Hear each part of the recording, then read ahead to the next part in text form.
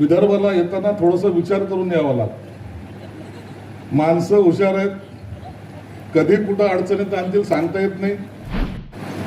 मंत्री झाल्यानंतर पहिल्यांदा मी हॉस्टेलचं भूमिपूजन करतोय आणि तेही वर्ध्यापासून सुरुवात करतोय.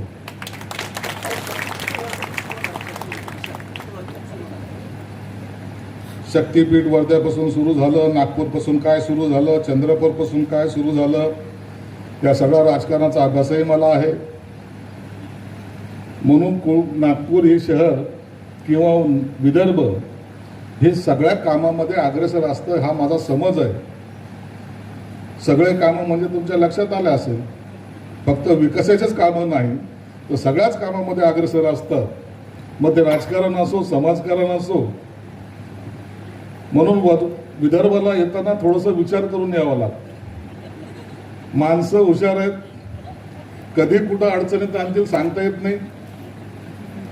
आणि म्हणून मी या ठिकाणी आज आलो तर येताना पहिला विचार केला की आपण जेव्हा विदर्भात चाललोय तर काय काम कॉन्क्रीट हे केलं पाहिजे.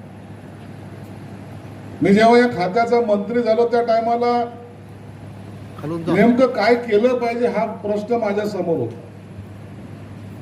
आमचा विभाग असा आहे सामाजिक न्याय विभाग.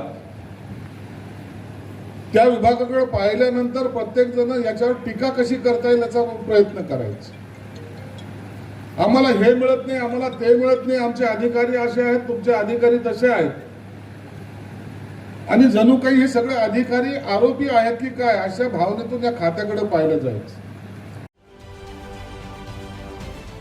महाराष्ट्रातील सर्व बातम्यांचे विश्वासार्ह व्यासपीठ. सकाळच्या सर्व सोशल मीडिया प्लॅटफॉर्मला लाईक, फॉलो आणि सबस्क्राईब करा. तसंच सर्व नोटिफिकेशनसाठी बेल आयकॉन प्रेस करायला विसरू नका.